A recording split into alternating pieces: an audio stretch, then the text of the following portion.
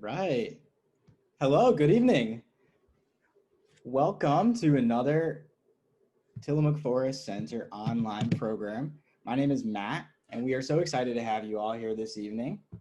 If you are new to Zoom, we'd like to go over a couple of logistics before we dive into our program here. At the bottom of your screen, you'll see options for chatting and for Q&A. And we would like to know where you're watching from. So if you could please type in the zip code from where you're watching, and then also the number of people in your group, including yourself, into the chat box, that would be great.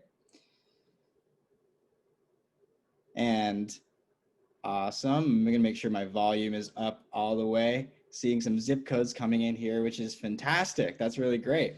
So we are also curious to see if people are familiar with the Tillamook Forest Center. So I'm going to go ahead and launch a poll right here. And you should see a poll on your screen as well. Have you been to the Tillamook Forest Center before? Yes, but not attended a program. Yes, and attended a program. And no, first time. So you want to take a second and go ahead and check out that poll. Like I said, my name is Matt. We're going to be joined shortly by our naturalist, interpreter, and educator, Luke Wall from Tillamook Forest Center. And tonight's program is called Owls, Silent Hunters of the Night. So we're really excited to learn all about owls and have a great night. And while this poll is going, I can see 80% is going on. So I'm going to go ahead and minimize this. We'll let that keep going for a little bit. For those of you who are new to Tillamook Forest Center, we are a visitor center in the heart of the Tillamook State Forest, located just 22 miles from the town of Tillamook. And unfortunately, due to the pandemic, we are closed currently and unable to provide programs at our award-winning facility. So we've switched to online offerings. You can check out all of our offerings on Facebook and on YouTube. And this program is being recorded and will go ahead and be posted within a week to our YouTube page. So speaking of chat, if you have any questions during the program, go ahead and put those into the chat box or into the Q&A box. And I'm going to be monitoring all of those and we'll gather all of those. We have a really great turnout tonight, so we're hoping for lots of questions. If we don't get to some of your questions, we're going to go ahead and compile all of those into an email after the program, so we'll get those to you. Briefly, we are trying to keep these programs as little cost as possible, and there's a suggested donation of $5 for these programs, which can be made at the link donate.tillamookforestcenter.org, and we'll go ahead and post that link in the chat as well. And fantastic, we're joined by Luke. Hey, Luke, how's it going? Hey, Matt, I'm doing pretty well. How are you? I'm doing awesome. Yeah. Great. You can hear me all right? I can hear you great. Awesome. Well, I am super duper excited for this one. We got lots of people signed up, and I'm looking forward to talking all about owls tonight. So what I'm going to do right now is we're going to kind of set the mood a little bit here, because we are going to be learning about an animal that comes out at night. So I'm going to be turning off my lights here, and you can do so at home if you want to kind of get into that right space as well.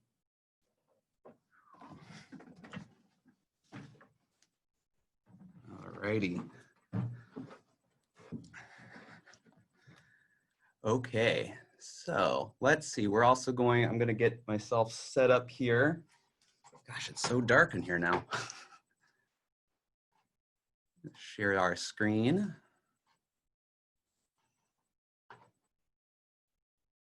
And there we go.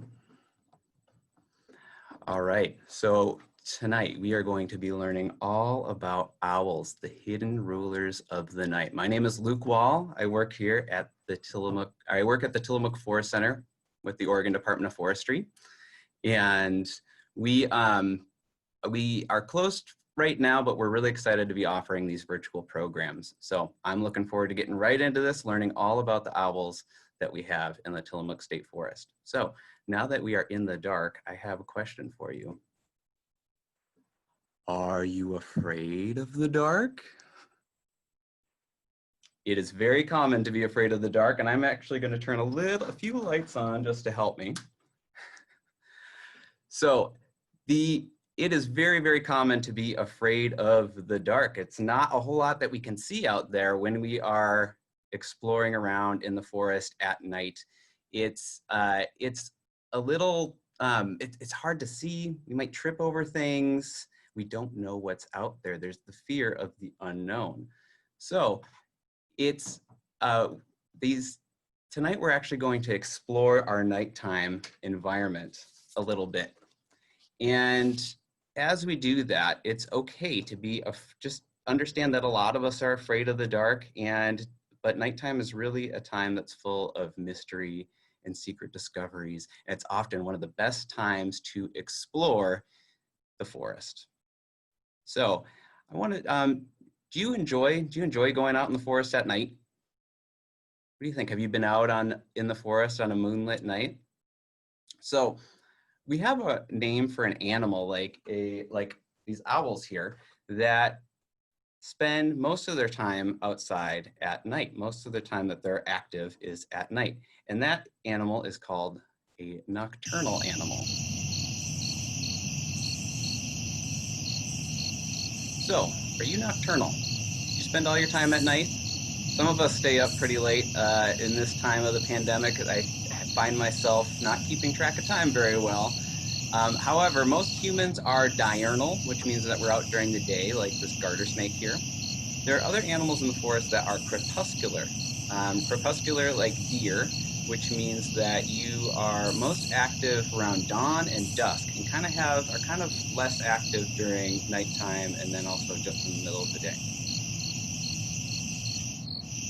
So the owls that we have in the Tillamook State Forest are the hidden rulers of the night, and they're going to help us learn how to conquer our fear of the dark. So they have lots of special skills, super senses that help them to become silent hunters in the forest. There are many, many owls that we have in the forest, so we're going to meet the owls that we have in our forest today. And the Oregon Department of Forestry is always thinking about them, even though they tend to be hidden fairly often. And the last thing we're going to do is we're going to learn about how we can adopt some owl adaptations so that we can become more observant and more comfortable out in the dark. So I am going to actually exit for a moment because I want to talk about their adaptations a little bit. So let me get out of this. Stop share. All right, so our adaptations that we're talking about, they affect the 5 senses that we use when we are when we're out in the forest. So I'm going to talk about the 5 senses and how owls have some super senses, and we're going to practice a little bit. Because owls have these super senses and kind of these stealthy skills that allow them to hunt silently in the forest. So the first one we're going to talk about is eyes, is our vision. Now, owls have very, very good vision, especially for nighttime. Owls are hunters, they're predators. They're out there trying to eat up mammals, birds, other things like that that might be out at night.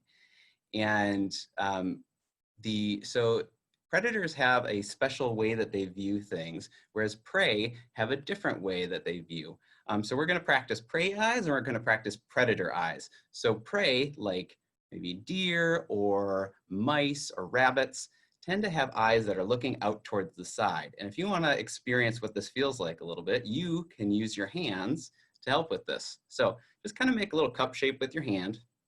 And if you bring your bring your palms in so that the edges of your hands are kind of tucked in to the side. You can tucked in towards your nose, but you can kind of still see out the side. This is your prey. Right now you're looking all around you, looking around, keeping an eye out for anything that might be coming, like maybe these 2 owls I have right here behind me. If I'm a predator, I'm actually going to take my hands and I'm going to move them the other way. Owls and other predators like to face forward. It gives them really good, helps them measure distances a lot better and home in on things that they're going to hunt. So we say, eyes on the side, they like to hide. Eyes in the front, they like to hunt. So the placement of owl eyes is not really the only thing that is important for them. They also have really, really great eyesight. So I'm going to jump into our PowerPoint here again. So most people, when they think about owls, they have those really, really big eyes. And they are big, big eyes. In fact, owl eyes are so big that if we had eyes the size of owl eyes in proportion to our body, they'd be about the size of softballs. And each one would weigh about 5 pounds each. So those are huge, huge eyes, meaning that it's taking up quite a bit of space in its skull.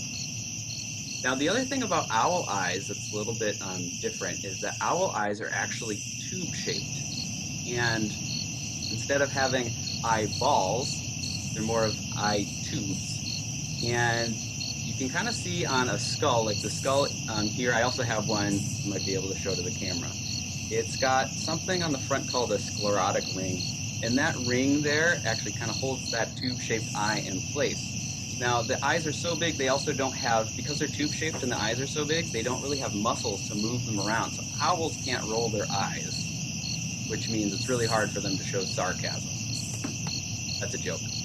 So the instead, what you probably know about owls is owls can turn their heads quite a bit. Now, many people, there's a myth out there that owls can turn their heads all the way around. And that is not true. Hey, Luke, I'm so sorry. Yeah. Can I interrupt you for a quick sec? Yeah, go ahead. We got a couple of folks wondering if there's any way we can turn the crickets down. They're a little bit loud. I can turn crickets down for sure. There we go. Trying to set the mood. Fair enough. Awesome. All right, let me see here. I'm gonna just jump in. This will just take a moment here. Okay. Thank you, folks, for telling Matt about that. I think that's important. Okay. All right. Give me just a second.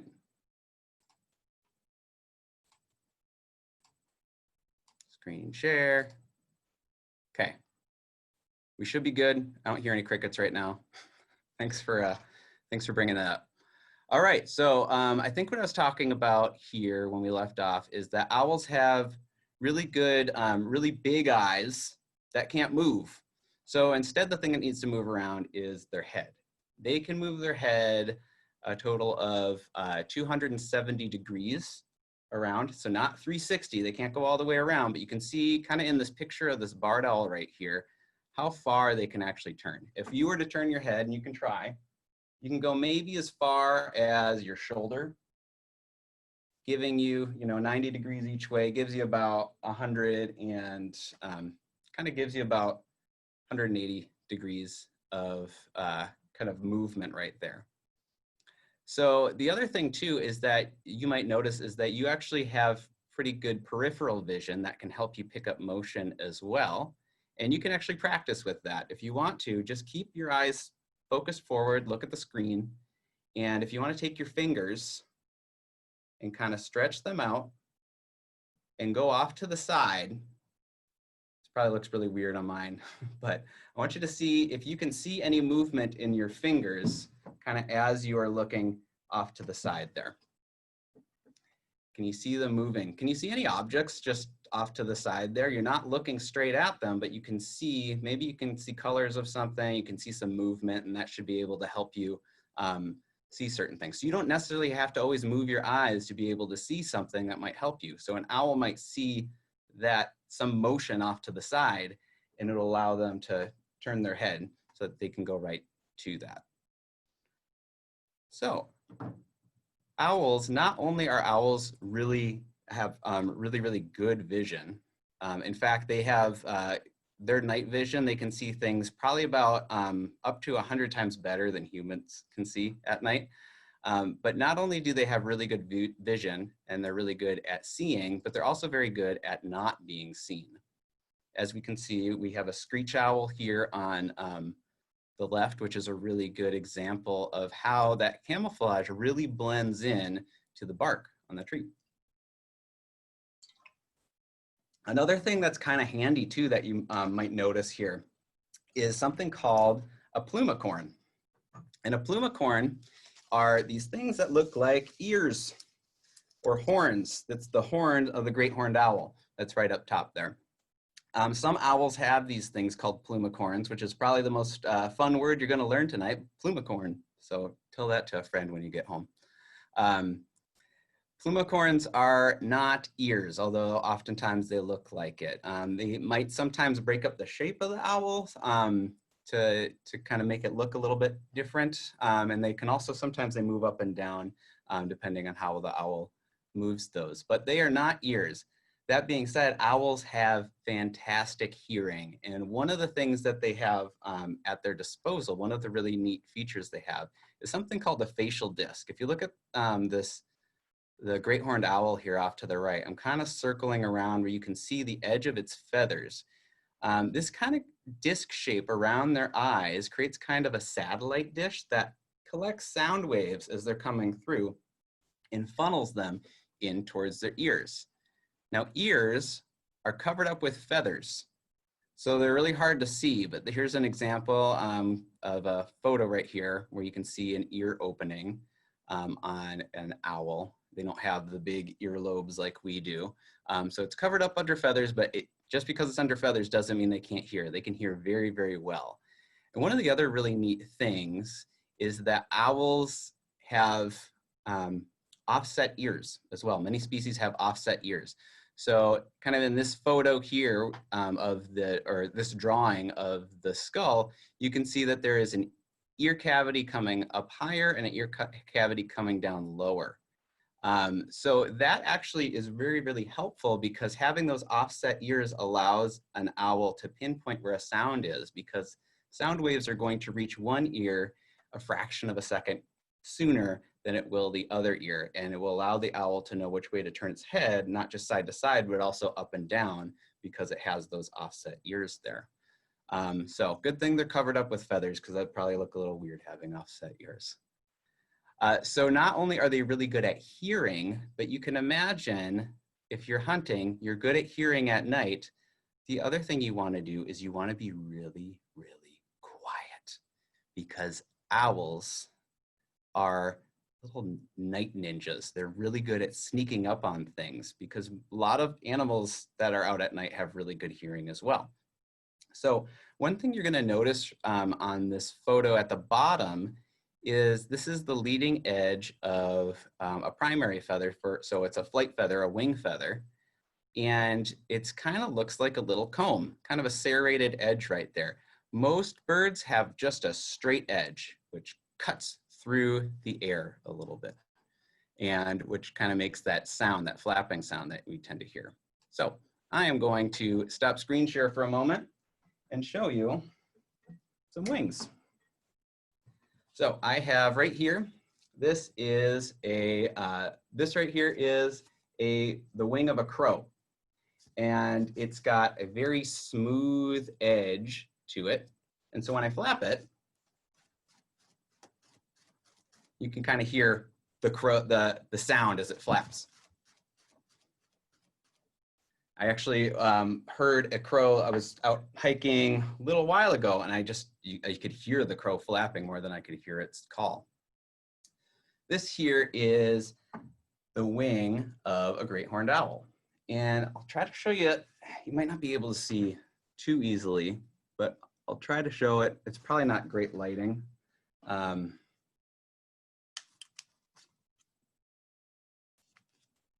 I don't know if that's going to work at all. But it does have a softer serrated edge to those, kind of a fringed edge to that, those flight feathers. So when I flap it, it's a lot quieter than the crow. Crow, owl. I got some papers on my desk here too that are kind of flapping around. So crow, owl. So I think that's super duper neat. These owls are ninjas that are able to soar through the air and just sneak up on their prey. And their prey oftentimes have no idea that they were caught, because owls, we're going to talk about an owl's sense of touch. Owls usually kill things by the time they touch them. Here's an owl. This is actually a great horned owl claw. So a lot of the animal parts that I have, we have them because we have a permit from the Oregon Department of Fish and Wildlife to have some of these things. So normally you can't keep wings from many species of birds and feathers and things like that. So that's why I have these. But this is a pretty neat thing to be able to show. It's got super duper sharp talons. Now, if you're watching with somebody at home, or if you are just by yourself, try squeezing maybe the other person's arm, or squeeze your own arm, and just go as hard as you can. See how hard you can squeeze. So if you're a big, burly person who has a really good hand strength, humans can put about 60 pounds of pressure, 60 pounds per square inch of pressure. That's about a really strong person's just the amount of pressure that they can put when they squeeze. An owl, on the other hand, can put about 500 pounds of pressure. So you don't want to shake hands with an owl, especially when they have talons that are this sharp. Another thing that you might notice too is that they have really good grip. I'll try to kind of show a little bit here. You might be able to see, but they do have really, really grippy pads to their talons as well that allow them to grip their prey.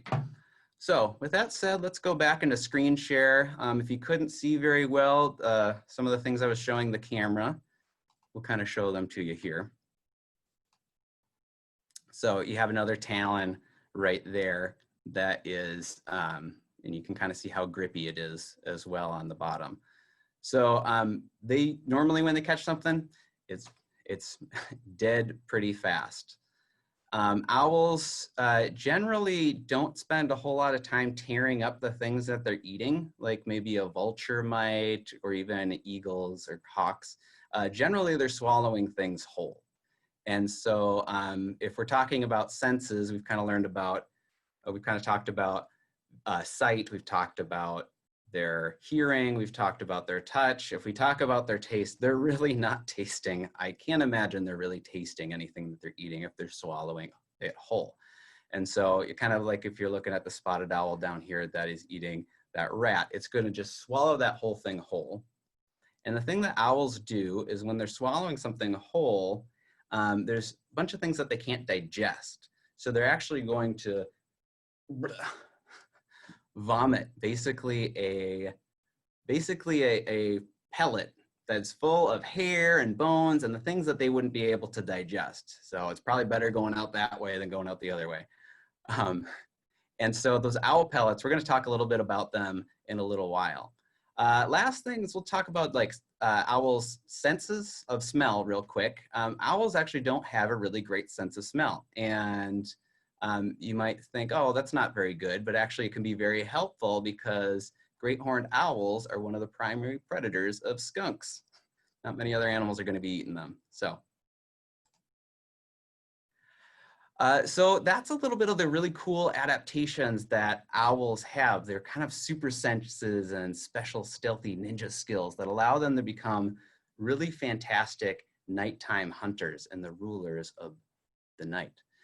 So what we're going to do now is we're going to meet some of these owls that we have that generally are very well hidden in the Tillamook State Forest. And just because they're hidden doesn't mean that the Oregon Department of Forestry is not thinking about them all the time and trying to protect them. So we're going to jump right in. We're going to meet a few of these different owls. Each one is going to introduce itself a little bit. So we're going to start with our first one.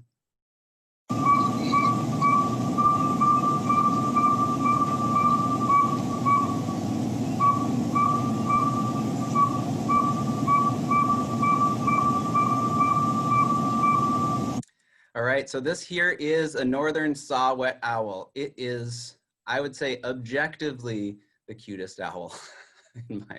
I guess maybe it's my opinion, but It's just, they're adorable little owls. They're not very big. I know this because when I was in college, I actually spent a weekend helping to trap and band saw-whet owls in the middle of the night. And when you're banding a saw-whet owl, you actually need to kind of cover up its wings and its face so that you can get access to its wrist there, to its talons, to put the band on. And we actually would stuff them inside of a can of usually like a tomato paste can. So they're that small in diameter when you kind of stuff them in there. And that was just to keep them calm until they're banded, and then we released them. And the very last one I released pooped on my hand that night. So fun little things about it. Northern saw-whet owls are called a saw-whet owl because kind of think of wet like a whetstone. Someone, when they were named, I guess it was thought that they kind of sounded like when somebody was whetting or sharpening a saw. So kind of like a high-pitched type filing sound, I guess. So they are, again, a very small owl that we have in the forest, but I think a really adorable owl with beautiful eyes. And so with these owls, if you want to kind of play along with me, we're doing little, I made little gestures that we can do to remember some of these owls. So because these saw-whet owls have big, beautiful, cute little eyes, I think that the symbol and gesture for this one can be making big eyes. So if you want to do these at home, you can make big eyes too. Our next one will introduce itself.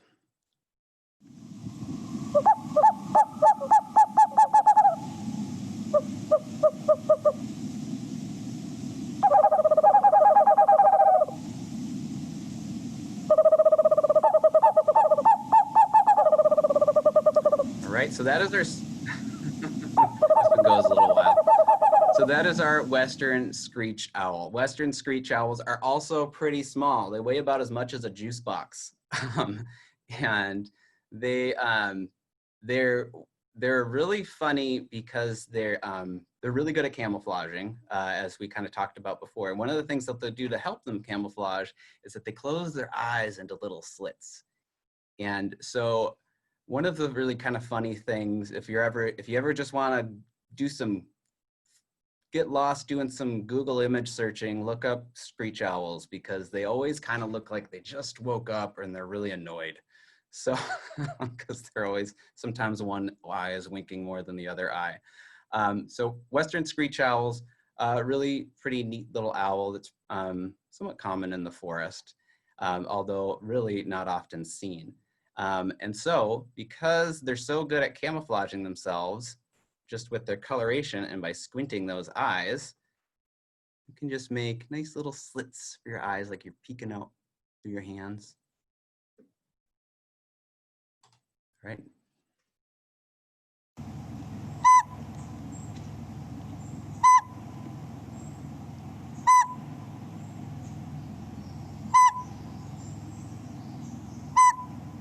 All right, so this is the northern pygmy owl. This is the smallest of all the owls, but do not be fooled, because this owl often will take on birds much bigger than it.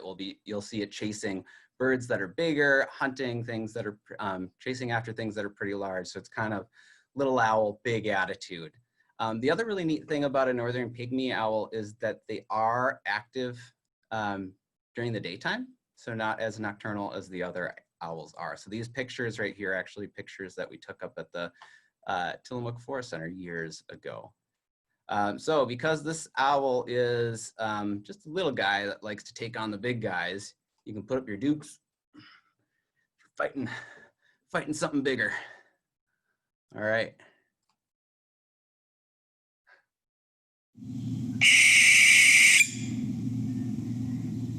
This one is kind of frightening sounding. So if I were to rename the owls, I think I would call this one a screech owl, because that is not a pleasant sound in my mind. But barn owls are pretty owls. They have nice heart-shaped faces. They're very common owls as well. They're actually found all across the globe. So if you see our range map here, you'll find them in a lot of other continents as well. And this is actually a picture. This is a John James Audubon painting. So pretty neat owl. They live in more open spaces, and so they're not as often found in the forest as they are on the edges of the forest. And so you might, nighttime I'll be driving through Tillamook and I'll see them flying across at night. This one in the middle, just so you know, it's not, this doesn't have a disease or anything wrong with it. This owl is kind of molting. It's losing its kind of its baby feathers as an owlet, and coming out with kind of gaining all of its adult feathers. So it's just really fuzzy right now, and it's going to lose those. So that's our barn owl. Barn owls have a nice, pretty heart-shaped face. So here's the symbol for that one. Make a nice little heart over your face. All right. I think we've done 4, so we have 3 more that we're going to be looking at. All right.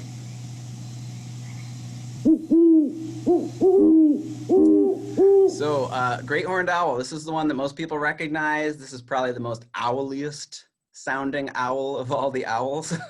And they're also the largest one that you'll find in our area here. They do have those nice plumicorns. I guess I'm still wearing this right now. And those big eyes, which other animals actually will use to, they'll actually kind of mimic an owl eye. So you'll see that in this Polyphemus moth, which is another, which is a moth species that we do have in the forest. And their eye spots on the back kind of mimic that owl's eye to help deter predators from it. You can even see how the kind of dark edge mimics that facial disc that the owl has, that the great horned owl has as well. So this one's a pretty obvious one. Our symbol for this guy, little horns. I'll take this one off.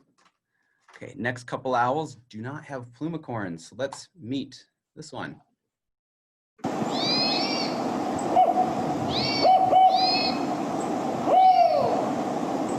All right, so this is a northern spotted owl, and this is a bit of a Pacific Northwest celebrity because it lives in old growth forests, likes really big trees, lots of structure in its forest, very dark forests. And northern spotted owl is actually a subspecies of this owl. They live in just the Pacific Northwest. They go a little way into California. All these other ones are different subspecies of the spotted owl, like there's a Mexican subspecies and things like that. So this owl needs to have those really old forests, and we really don't have a whole lot of old forest in Oregon, or not in Oregon, but in the Tillamook State Forest because of the Tillamook burn, the fires in the 30s and 40s. There's just really not a whole lot of big trees out there, but there are northern spotted owls that do make their way in the forest. So I'm going to talk a little bit about what we do to help spotted owls, which are a threatened species, federally threatened species. But before that, let's do our symbol for the northern spotted owl. It's hugging a tree. So you can pretend like you're hugging a tree, a really big tree that the northern spotted owl would depend on. So managing our forest for owls, Oregon Department of Forestry does really care about taking care of its forest for owls, and especially for threatened and endangered species and a lot of other wildlife that we have in our forest. So a few things that happen is we do a lot of surveys in the forest for every year for northern spotted owls and other threatened and endangered species like marbled murrelets and things like that. And we follow the Endangered Species Act when any spot that's used by a northern spotted owl is found. And so essentially what that means is that you're creating a big space around that possible the site that they're possibly using, and not doing any activity that would disturb an owl within a certain distance of it. And so we have certain rules that we do within the state forest for that. There's also laws in Oregon. This is illustrated guide that the Oregon Forest Resources Institute put together to show Oregon's forestry laws through the Forest Practices Act. Whole page in here, whole few pages just about what to do around spotted owls. The other things that we'll do, other things in the forest too for spotted owls and other types of owls, is when there are harvests in the forest, making sure that we leave certain trees for wildlife left behind. So there needs to be a wildlife tree is essentially a kind of dead or dying tree. And these types of forests are, oops, what happened there? Oh, I know what happened. I'm sorry, I clicked and I clicked and I clicked and I clicked. Okay, so you guys got a little sneak peek. So anyways, big old trees, great for lots of wildlife. Woodpeckers like making holes in these trees, and a lot of times owls are gonna be nesting in cavities in trees made by woodpeckers from long ago. Another big thing that we're doing in the Oregon Department of, that the Oregon Department of Forestry is doing is we're making a habitat conservation plan. And it is a way that, it's actually a way that we can more kind of holistically and kind of effectively manage for multiple species. So rather than just trying to avoid this species and then that threatened and endangered species and that threatened and endangered species, it's going to be a plan to address all of that. So we're working with lots of different partners, and this plan is going to go through some federal agencies like the U.S. Fish and Wildlife Service and others. So if you do want a little bit more more info on that, I know that Matt is going to be posting some links to kind of some laws surrounding northern spotted owls, if you're curious about that. And also we have some information about our habitat conservation plan that's being put together right now. There's actually a meeting, a public meeting over Zoom tomorrow, if you want. So if you find that link and you're interested in kind of learning more about this habitat conservation plan, you can join that meeting tomorrow. All right, so those were 6 species, and we have our last species in the forest, barred owl.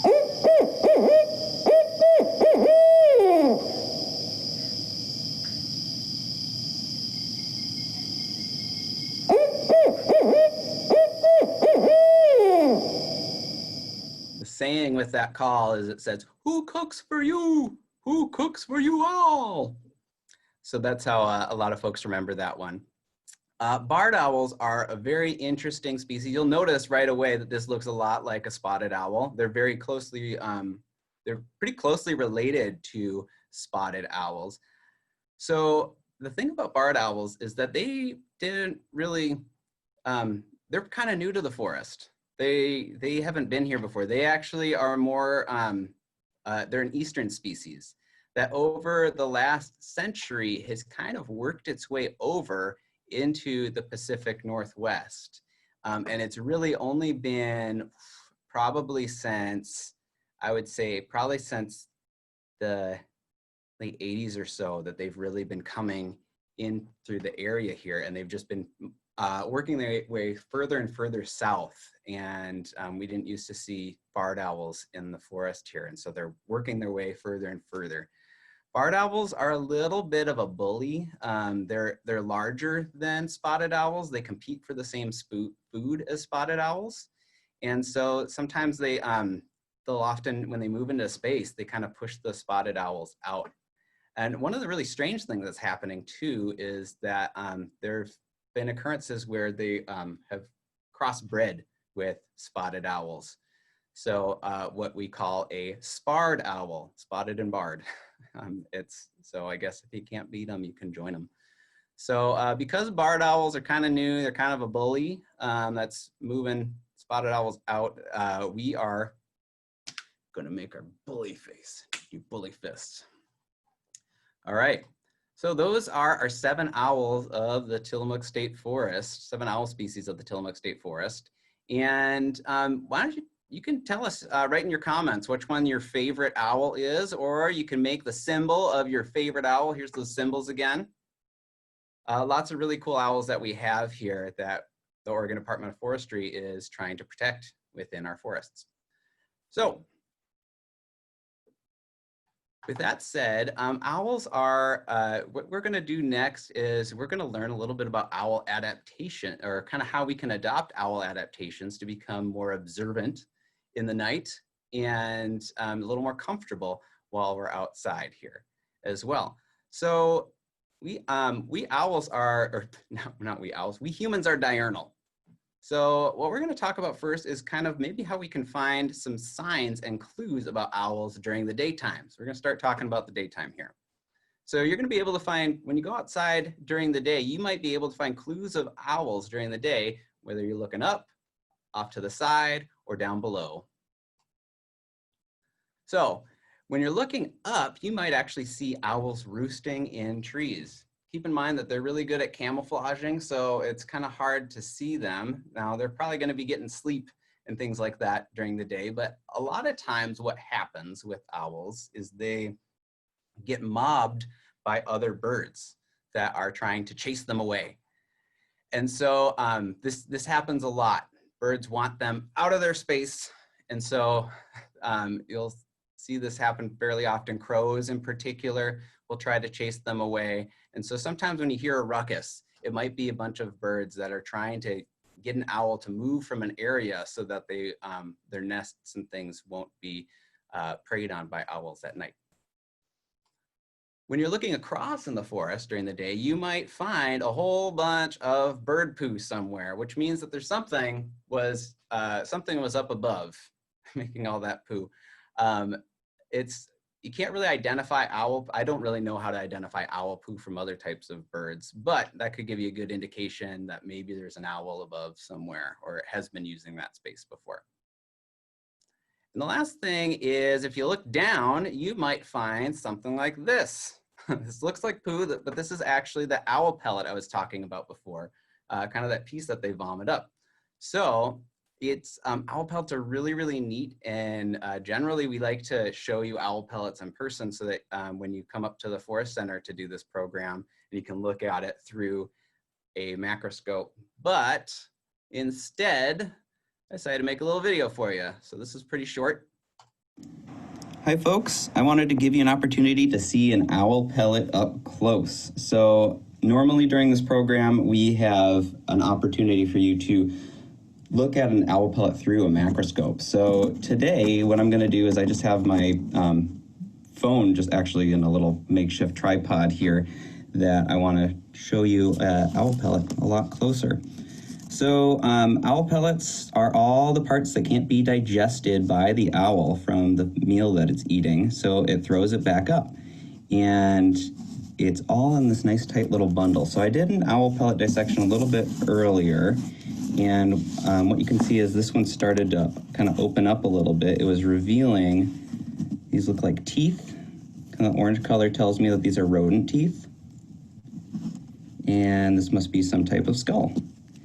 And so parts will break off over time as you're looking through them. I can also use a kind of a toothpick, or if you have a tweezers, you can use that too.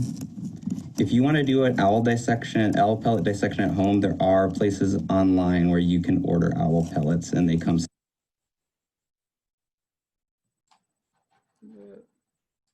sterilized. So I just want to show you kind of what some of the things that I found so far.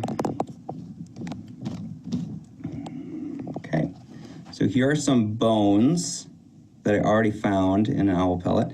So these two right here are jaw bones. They have tiny, tiny little teeth on them. We got some leg bones, it looks like right there. This section here is a vertebra, backbone. Then we have some skulls from some type of rodent. So when you are doing an owl pellet dissection, you can get these nice little bone sorting guides that show you the different types of bones that you might find and what kind of animal it might come from, whether it's a mole, shrew, vole, bird, and you can just match them up with their skeletons. So kind of a handy thing, owl pellets can contain a whole bunch of information when we are studying owls, and it's a pretty neat thing that you can do. All right. So we talked a little bit about what it's like to use our senses during the day to look for owls, but what if we went out at night? If you haven't gone out in the forest at night before, it can be pretty fun to go out for a little owl prowl and see if you can see, hear any owls or any other types of wildlife that might be out there. So let's kind of look at adopting some different owl strategies, owl adaptations here. And one of those would be the owl eyes. So your eyes actually do a pretty good job of adjusting to the dark. After about 15 minutes in the dark, you're not looking at screens, not looking at lights. 15 minutes in the dark, your pupils will dilate all the way to try to let in as much light as possible to be able to see. After about 45 minutes out in the dark, you are at about your best night vision that you can get to. So your kind of retinas have adjusted to this, and you can have pretty decent night vision while you're outside. That said, sometimes you might want to go out, you might be using a flashlight. When you are using a flashlight, you might be able to see something like eye shine. So when you're shining a light at an owl here, there might be, or some other type of animal, you might be able to pick up kind of that reflective light that comes off of their eyes, which is cool. It gives you an idea that there's an animal out there. However, just remember what happens to your night vision when you get a light shined at you. You're not going to want to shine that light directly at that owl and not shine it out there very long. So keep that in mind when you're out there looking for owls. The other thing that we can use while we're out at night on our owl prowl is owl ears. Now you can go just like with this photo here. What we're going to do is just practice using owl ears. You're going to make cups again with your hands, but this time you put them behind your ears. And we're going to just take a moment. I just want you to listen. And you can also turn your head around. See what it's like to listen with owl ears and without owl ears, and see what kind of things you can listen to. So let's just start listening right now.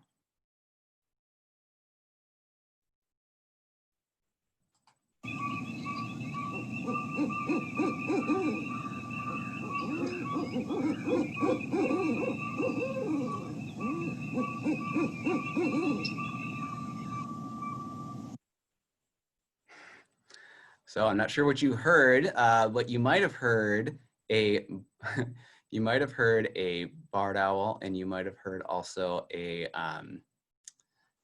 some saw-whet owl in the distance there too. I played some recordings, but it's amazing how well that works. So the last adaptation that we can kind of take from owls is owl stealth. Or since we can't really fly, we're going to talk about, we'll kind of use another nighttime creature, and that is a fox. So I want to tell you about something called fox walking. I'm just going to stop share for a moment. So fox walking is a way of walking through the forest without making a lot of noise, not clomp, clomp, clomp, clomp, clomp. And what you're doing when you fox walk is you're kind of bending your knees a little bit, and you're going to put down a different part of your foot than what you normally put down. So you kind of feel the forest in front of you, and it allows you to walk without looking down at the ground, shining a light down. And also you can feel for things like sticks that you might not want to step on because it might make a sound if you step on it and break it. So what you do is when you have your foot coming down, the first thing that's going to touch is actually the side edge right here, the blade of the foot. So the outside edge. So that's going to touch down first, and then you're going to roll onto the ball of your foot. And the last thing that goes down is your heel. And that's in general how you do it. So if you think about it, it's kind of like if you're walking barefoot. That's kind of how we walk when we walk barefoot. So that said, I made another fun video here to show you how to fox walk.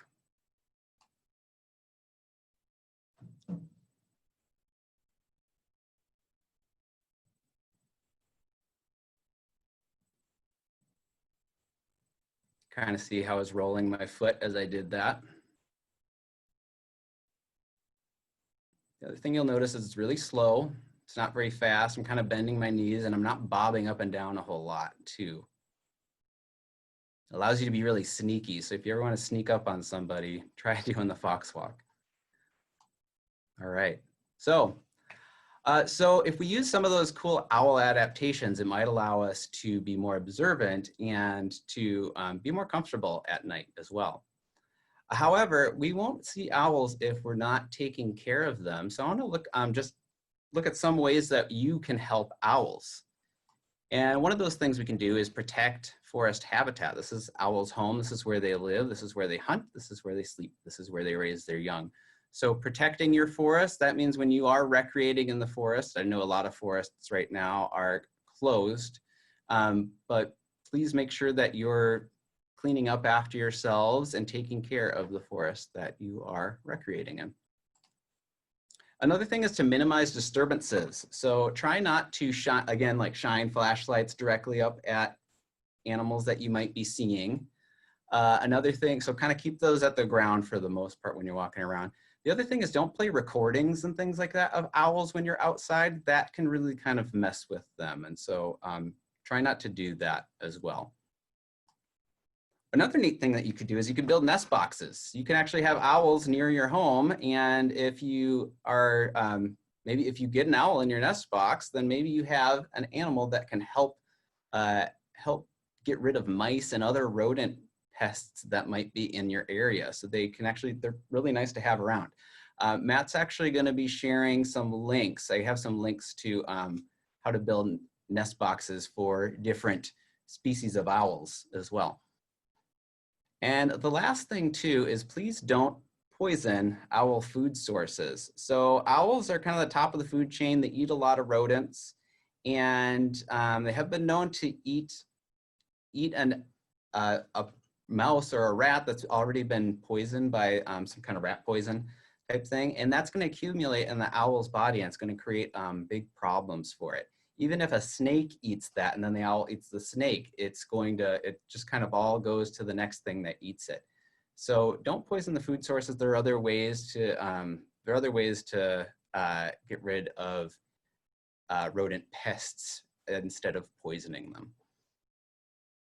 So that said, owls are the hidden rulers of the night, and they can actually help us to be more comfortable out in the forest. They have these really cool ninja skills and kind of super senses that allow them to hunt silently in the forest. And there's 7 species of them that live in our forest. They're really well hidden, but just because you might not see them doesn't mean that the Oregon Department of Forestry isn't doing a lot to take care of them.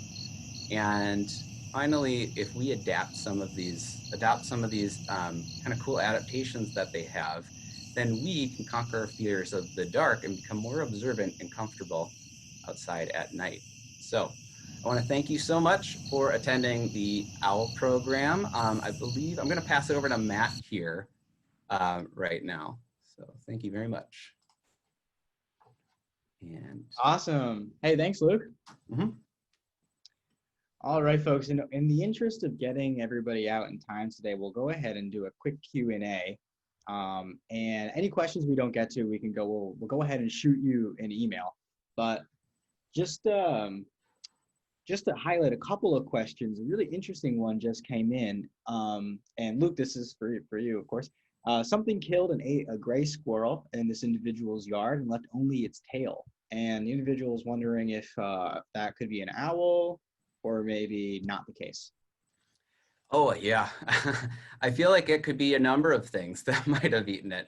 So other predators of squirrels, other than owls, could be hawks in the area, could be cats, whether it's a wild cat like a bobcat or a domestic cat.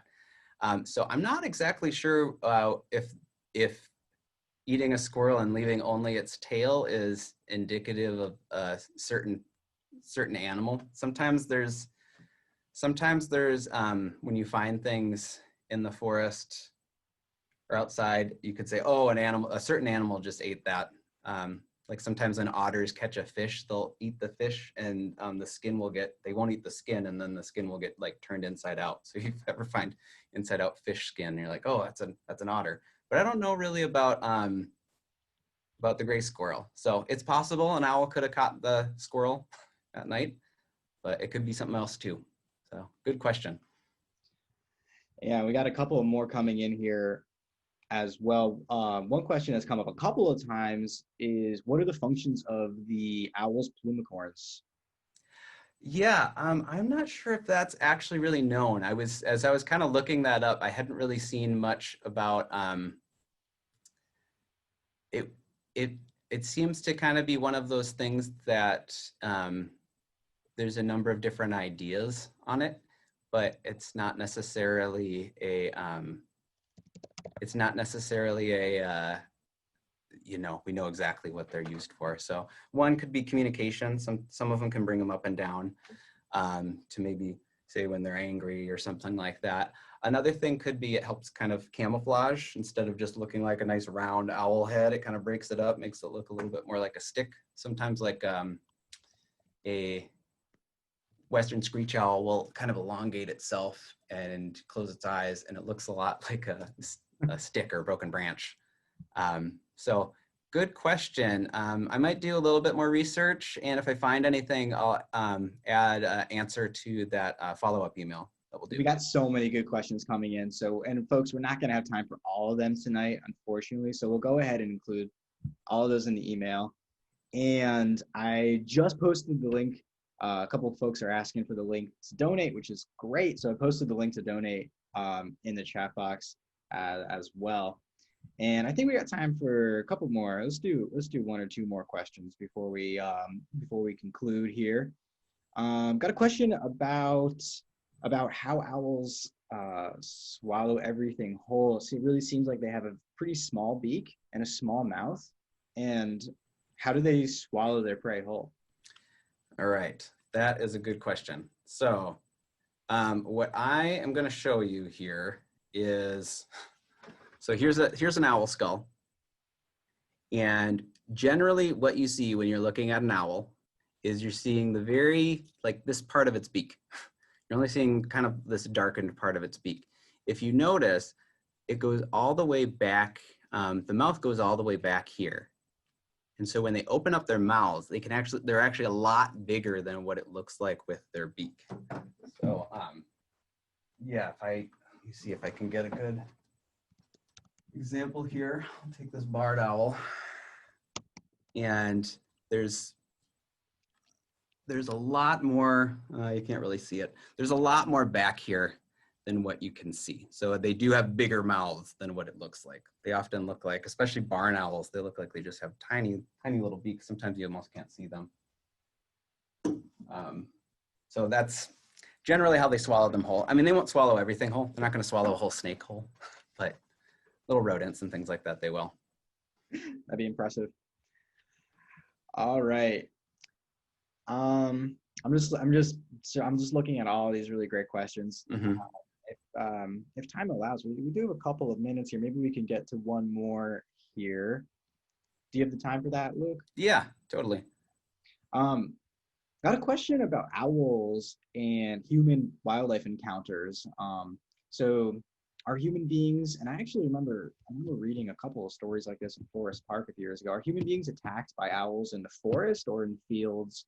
Both, neither, and or? You know, I've not really heard of humans being attacked by owls. I'm not sure. Have you heard of something like that, Matt?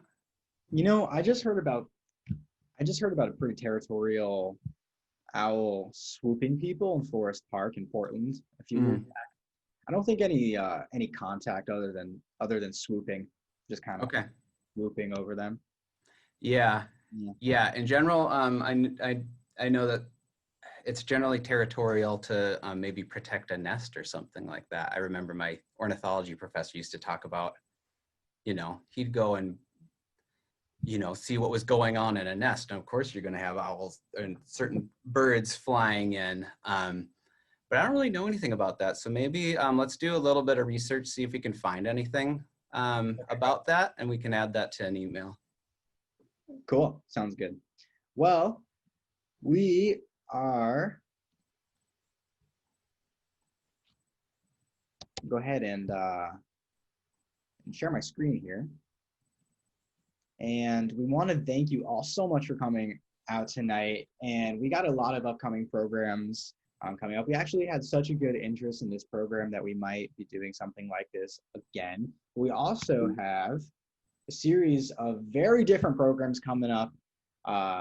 Trivia nights, pub style trivia. Come, bring your friends, your family. And we're going to have a series of these. First one is actually going to be coming up here on the 22nd of this month. And I've had a sneak preview, and they're really fun. So if you're interested, you can go ahead and find that registration link on our website, our Facebook page as well, or in our newsletter. And stay tuned for other upcoming programs as well. And these are the dates that we have for trivia: September 22nd, October 20th, and November 17th, all Tuesdays, all 7 p.m. And again, thank you so much for attending. There is a suggested donation of $5 for this program. If you're able to donate, we really appreciate it. Even a dollar or two helps, any little bit helps. And you can make that donation through our nonprofit partner, the Tillamook Forest Heritage Trust, at donatetillamookforestcenter.org. So with that, we're going to go ahead and say a good night for today's program. Thank you so much for everybody for attending. And we look out tomorrow for an email regarding all the questions we didn't answer. We're going to go ahead and repost all of those links that Luke and I shared in the email as well. And so yeah, check your emails and look out for that. And always feel free to email us back with any sort of questions that you might have lingering. And Luke, I want to thank you again for bringing us through all these owls of the Tillamook State Forest.